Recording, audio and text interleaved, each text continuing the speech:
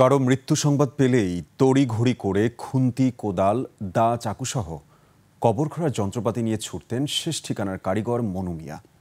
আজ তিনি নিজেই পাড়ি দিলেন শেষ ঠিকানায়। সকাল 10:30টার দিকে কিশোরগঞ্জের ইটনা উপজেলার জয়সিদ্ধি ইউনিয়নের আলগাপাড়া গ্রামে নিজ বাড়িতে শেষ নিঃশ্বাস ত্যাগ করেন তিনি। কিশোরগঞ্জ প্রতিনিধি রুমন চক্রবর্তীর তথ্য ও ছবিতে ডেস্ক রিপোর্ট। জেনেক্সে শিফট করো, লাইফকে লিফট করো। কিশোরগঞ্জের গোরখোদক মনু মিয়া কারো মৃত্যু সংবাদ শুনলেই ছুটে যেতেন প্রয়োজনীয় সরঞ্জাম নিয়ে। সঙ্গে থাকতো তার প্রিয় বাহন ঘোড়া। মৃতদেহ সৎকারের জন্য পরম মমতায় কবর খুঁড়তেন। কোনো কোনো কবরে আবার নকশাও এঁকে দিতেন। মনু মিয়া কবর খোঁড়ার পর মৃত ব্যক্তির পরিবারের কারো কাছ থেকে নিতেন না কোনো পারিশ্রমিক বা যাতায়াত খরচ। এমনকি খাবারের বেলায়ও একই নিয়ম ছিল তার।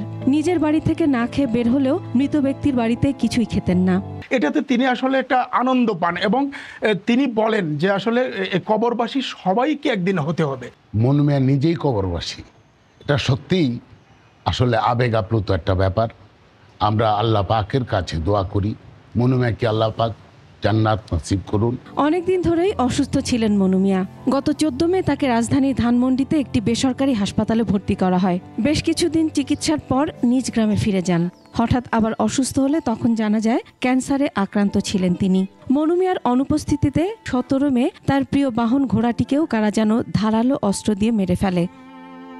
কিশোরগঞ্জের ইটনা উপজেলার জয়সিদ্ধি ইউনিয়নের আলগাপাড়া গ্রামে 1952 সালের 15 মার্চ জন্মগ্রহণ করেন মনু মিয়া। কবর খোঁড়ার কাজ শুরু করেন 1972 সাল থেকে। এ পর্যন্ত 3000-এরও বেশি কবর খুঁড়েছেন তিনি। তার মৃত্যুতে এলাকায় শোকের ছায়া নেমে এসেছে। সামাজিক যোগাযোগ মাধ্যমেও ভাসছে তার ছবি।